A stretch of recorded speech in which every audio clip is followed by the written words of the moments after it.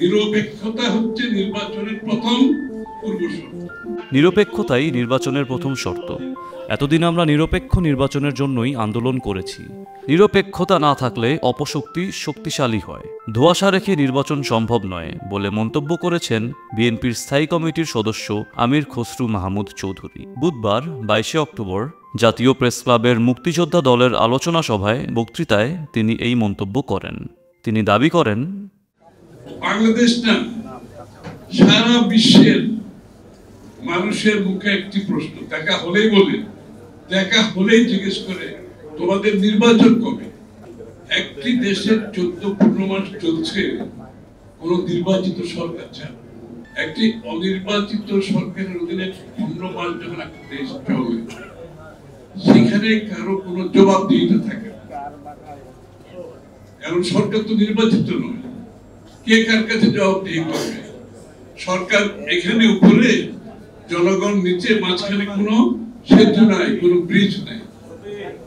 এবং সেতু হচ্ছে একটি দেশ পরিচালনায়, সেতু হচ্ছে নির্বাচিত প্রতিনিধিরা হচ্ছে সেতু, তারা জনগণকে রিপ্রেজেন্ট করে সরকারের মধ্যে।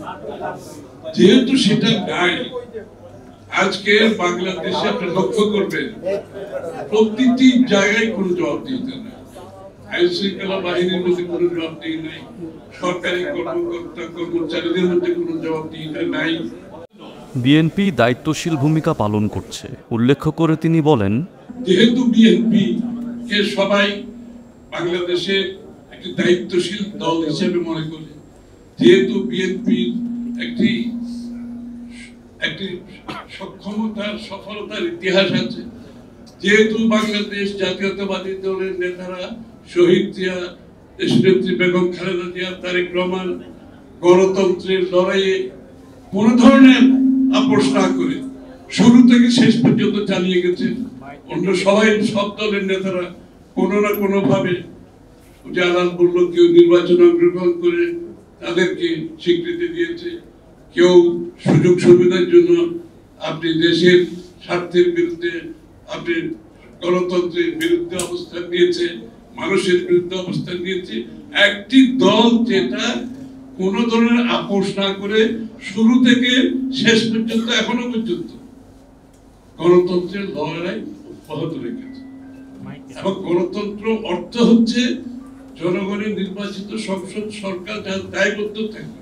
সুতরাং বিএনপির কাছে দায়বদ্ধতা হচ্ছে অনেক বড় বিষয়, কিন্তু আমাদের কারণ আমরা তো দেশের স্থিতিশীলতা চাই, আমরা দেশের সমৃদ্ধি চাই, আমরা দেশের গণতন্ত্র চাই।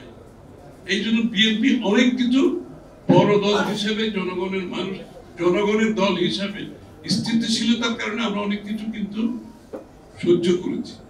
সভা মুক্তিযোদ্ধাদের মিলন মেলায় পরিণত হয়। সভায় তাদের একটাই দাবি ছিল নিরপেক্ষ একটি নির্বাচন।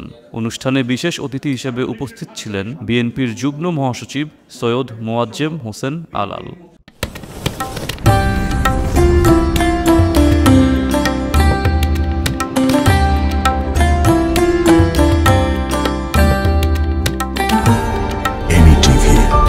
স্বাধীন বাংলার স্বাধীন কণ্ঠ।